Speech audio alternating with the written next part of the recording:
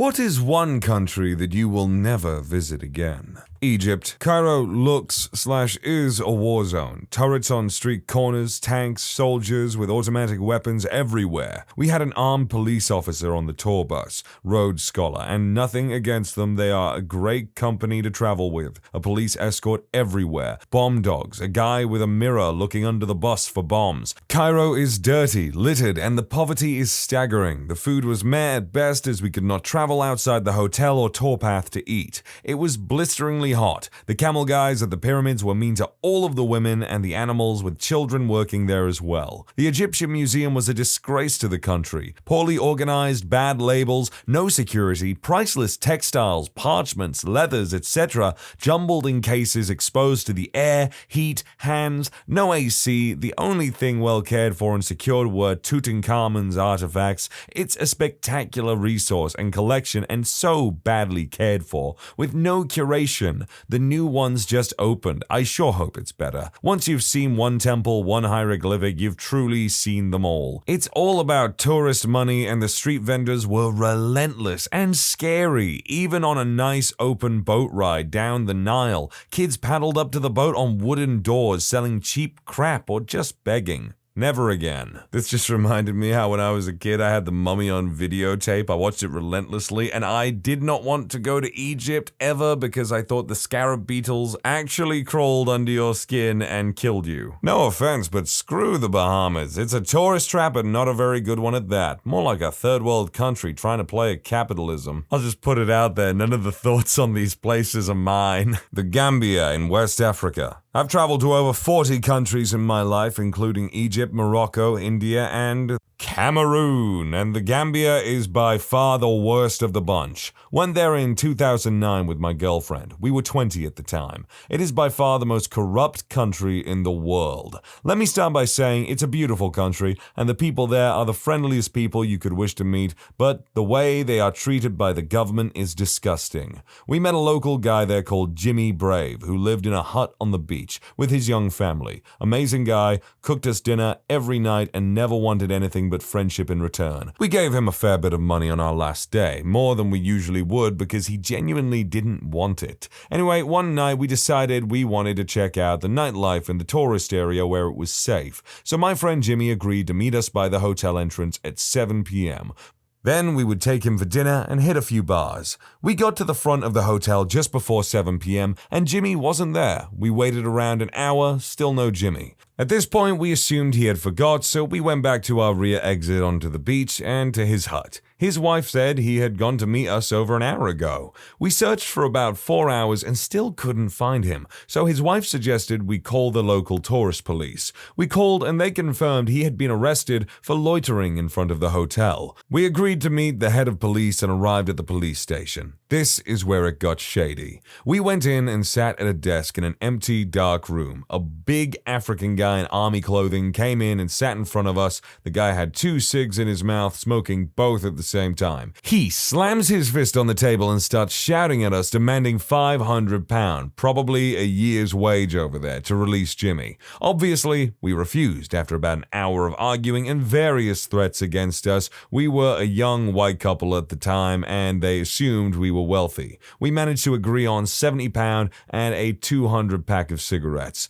We paid, and we were told to wait outside. We were out there for over 2 hours, and they brought the wrong guy out. We only knew our friend as Jimmy Brave, not his real name, so this proved challenging. Anyway, I was invited in to show the police who Jimmy was and had to pick him out of a huge cell filled with at least 300 people, some who were very close to death. Anyway, Jimmy spotted me straight away and we had him released. When we go far enough from the police station, Jimmy broke down in tears. I've never seen a grown man cry like this in my life. He lifted up his top and he had several large open wounds where they had been whipping him in the cell and the police truck. We immediately took him to the hospital where he remained for 2 days at a cost of £240-ish. The hospital doctors were great. So, bear in mind he was beaten, whipped around 50 times, hard, just for waiting outside our hotel to take take us for drinks, and he was only released because we paid. If we had never turned up, he said he would have died in there. They don't release the criminals until somebody pays the corrupt police chief. There were literally people dying in front of my eyes in the cell. I've always swore if I became rich, I will be going back there just to release as many of these people as I possibly can, except any dangerous people who actually deserve to be there, obviously. This wasn't the only corruption from the police we saw while there. It's just the main point. We see police walking down the streets slapping women and kids for absolutely no reason. One cop told me he would murder anyone I point out right now for £50. He had an AK. I saw people dragged in the back of trucks, never to be seen again, just for asking people for a bottle of water. I feel really sorry for the majority of people in the Senegambia, as they are amazing, happy people who have to live in constant fear of the police and government. I should say, Jimmy managed to move to the UK in 2016 with the help of me and another British family he met in Gambia. He now lives in Stoke-on-Trent, which is a few hours from where I live, but we talk on Facebook regularly and meet up once or twice a year.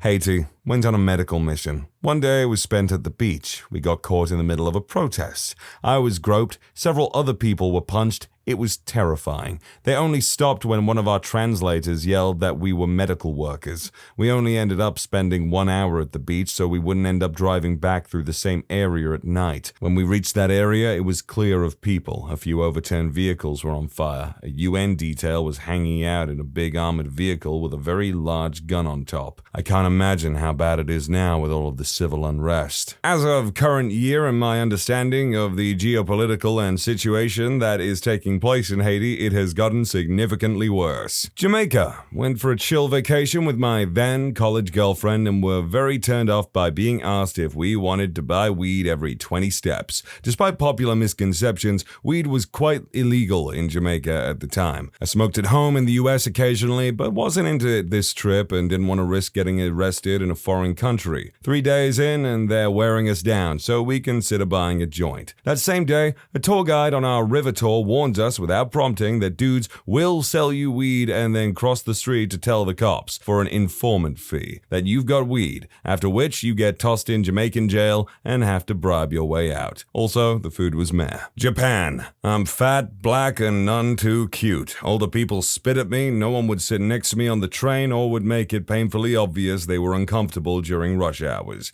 Young people, adults, teens, older kids, had no filter and would happily laugh at me, make faces, or even throw things at me. Though that was only in Shibuya. It was hard for me to get work as a teacher, even with my training and credentials, because I had to have my picture and no one wanted a black and ugly teacher. I felt like a monster the entire time and slowly shut myself away until I had quit my jobs and only left at night to get food from a convenience store. The last time I went outside during the day in Japan, I was going to cancel my cell phone plan before I left. And there, kids and teens pointed and laughed before running away screaming I was a monster. I was mortified when the adults looked at me and I could hear them go, "Well, look at her." It took me 4 months back home to leave my apartment during the day in the States. I didn't go thinking I'd be loved, just thought I'd have a nice experience in my 20s. Japan is a modern, beautiful country with wonderful people, but I just didn't get lucky enough to meet them. My pet peeve is when I mention this.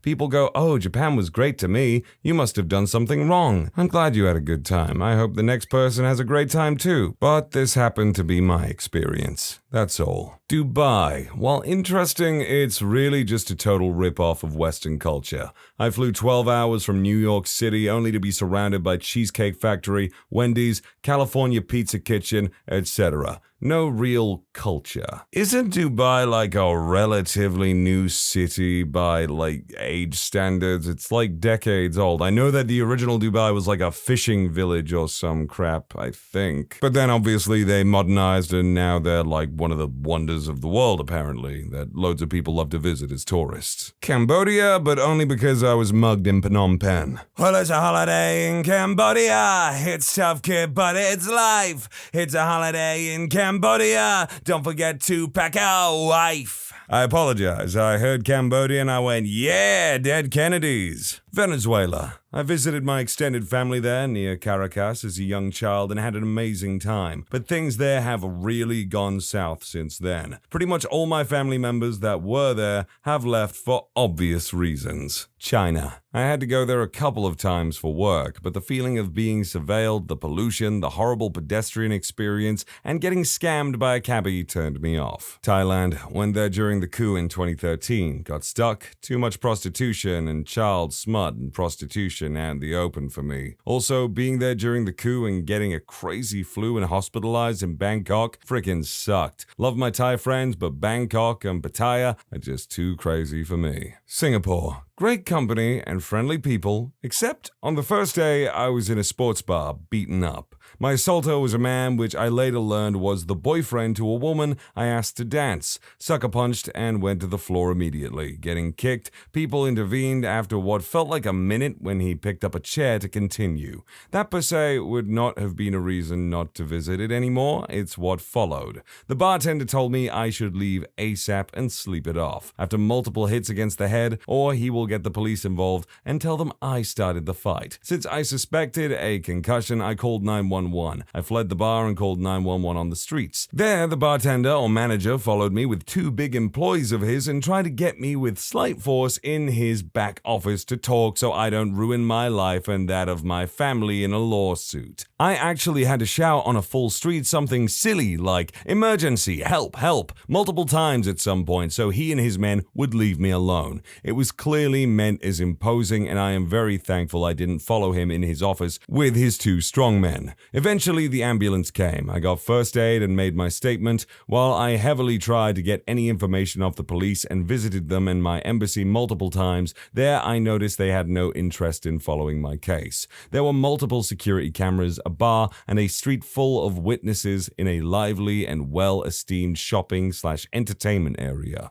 Just no interest of the police to get bad reputation for their city-state, I suppose. Singapore has a very low crime rate, but I'm quite sure my attack never showed up in any statistic whatsoever. Emails and follow-ups by myself, insurance, and my local police were ignored, just dead silent and condolence from my embassy. Still have minor sight issues on my left eye and very minor headaches after 4 years. Yeah, let this be a reminder or maybe even a note to people who don't know, but one bad hit in the head can really mess up or just completely ruin someone's life. Which is why one-hit KO challenges are stupid and cruel, and you're a dirtbag if you do them. UAE, Dubai frickin' sucks. Built on slavery, arrogant, money, and power-drunk locals. If you're a chick without a man nearby, the men aggressively flirt. Read the Gulf News if you want to see horror stories of how they treat migrant workers. You couldn't pay me to live in that overblown crap hole of big, empty buildings. Afghanistan. I would love to go back and be a tourist, but I don't think I will ever have the opportunity, nor would it be responsible now that I have a family to vacation there. The country is absolutely beautiful, and the weather was nice. The people are one of the kindest, most respectful cultures I have ever had the pleasure of working with, full of beautiful traditions and fantastic food. Sadly, they have their issues, and it wouldn't be wise to risk going there as a tourist. A real shame, too, because I'd love to visit the resorts in Bamiyan and go skiing and snowboarding there too. Qatar. I worked there for 15 months. Appalling treatment of workers. Very, very hot. Terrible food, and the whole country is a building site getting ready for the World Cup next year. After that, the country will be empty. Nothing to do apart from work and shopping. Iran. I'm half Iranian, but I was born and raised in Europe. I went a few times between 10 and 13 years old, and the last time I went, I started feeling the weight of being a woman. I was hanging out with my aunt in the capital. I turned my head around and my scarf fell off. I had full sleeve coverage in the middle of the summer. Immediately, the moral police circled us and asked why my head was uncovered. My aunt told them off, but that really stayed with me. It was over 15 years ago, and I can't imagine my grown adult self fearing the police because my headscarf won't stay in place.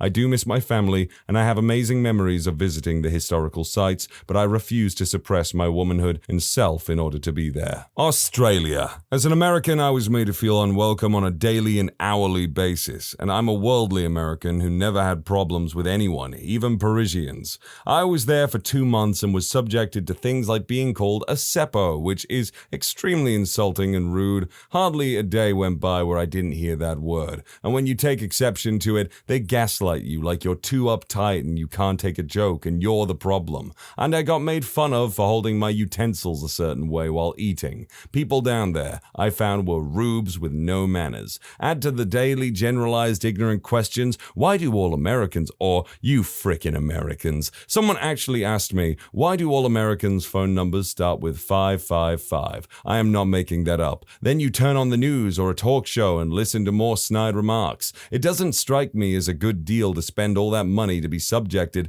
to unprovoked hostility on a daily basis. I would not recommend that any American go down there. See, I for one am most definitely going to Australia one day. I have wanted to ever since I played goddamn the Tasmanian Tiger on PlayStation 2. Actually, the more I think about it, I did just have a general fascination with Australia as a kid. Anyway, if anything, let this story be a lesson that no matter who you are and where you go, there is always somewhere where you can be discriminated against. I flew into Germany on my way to Denmark and had a 6-hour wait at the Frankfurt train station before catching my bus to Copenhagen. I don't know if it was just the particular area of Frankfurt I was in, but it was mad depressing. The number of homeless people made San Francisco look good, and so many of them were harassing me for money and clearly suffering from illegal substance addiction. A woman followed me for 4 blocks trying to proposition me to pay her $20. Didn't see any food that looked appetizing. People were very cold and unfriendly, and the music was corny beyond belief. Germany's another place I'd like to visit, but it's mostly because I heard they have like the biggest indoor water park in the world, and it looked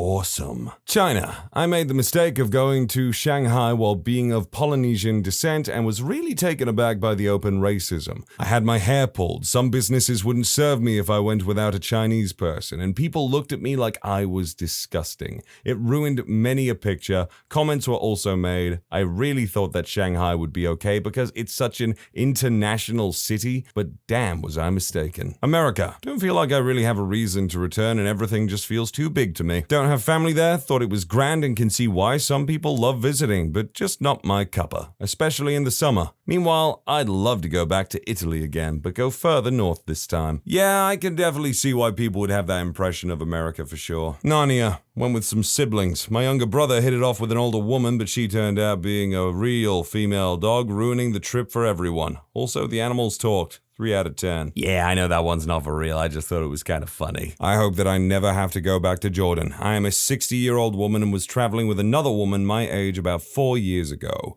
We were so excited to see Petra and to learn about the culture. Instead, we had more than one sexist male tour guide who was verbally anti-Western and Europe. Okay, I can understand politics for sure. However, we, American and Europeans, according to one guide, are responsible for men turning gay, and that Jordanian men were never gay until they saw such things on American and European television. Oh, another one? We're filthy because we have dogs in our houses. Yet another said that he'd never let his wife wear makeup. We wear makeup and we were traveling, just 2 gal pals. Anyway, the food sucks. Their national dish is some slop called mansaf. It tastes like a sheep died of old age and was then slow boiled in poor quality yogurt for 2 days. I then met up with some very cool Palestinians in Hebron after that. They invited me to lunch at their home and I was shocked at the delicious food. I told them that I just came from Jordan and they laughed and said that they all agreed that Jordanian food is garbage. I don't know, I'm looking at the mansaf. It looks alright. It looks like it could be nice. It's not the most appealing thing, but I like the bed of rice it's on. Not a country, but just one city. Malmö. I spent about 1.5 months in Sweden a few years ago and visited many cities and loved every minute of that trip. However, something about Malmö made me feel uneasy. I felt like I was in a dystopian novel in which everyone said we were in Sweden, but it did not feel like Sweden. Brazil. This won't be a popular response, I suppose, but it is based on my personal experience. After a month of being warned that we could be robbed on the bus, the street, killed on the beach, etc., I ended my time there, held hostage by 2 escaped criminals. That's enough for me. I did not enjoy my stay in Morocco. We went during Ramadan and had rocks thrown at us and people following us down the street yelling at us. We also couldn't be seen eating by anyone or we would get the nastiest looks ever. No intention of ever going back. I personally have no intention of and don't really understand why other people go to countries that are so controlled and influenced by religion. They are, quite frankly, usually the most miserable places in the goddamn world. India. I'm sure some parts and people are lovely, but my wife got grabbed so much in front of me without any concern that it ruined it for us. India is another place I would definitely like to visit one day. Mostly because I frickin' love Indian food, but also because, it's a pretty goddamn beautiful place. Las Vegas. For me, very overrated. Hotels are very similar, expensive, same food in each hotel and casino, too hot in the day, so busy at night. TV has definitely glamorized it. When you subscribe, make sure to hit the bell to turn on notifications. Put the playlist on in the background to finish listening to all the stories. And if you like Am I the Genius, give Am I the Jerk a shot. Linked in the description below.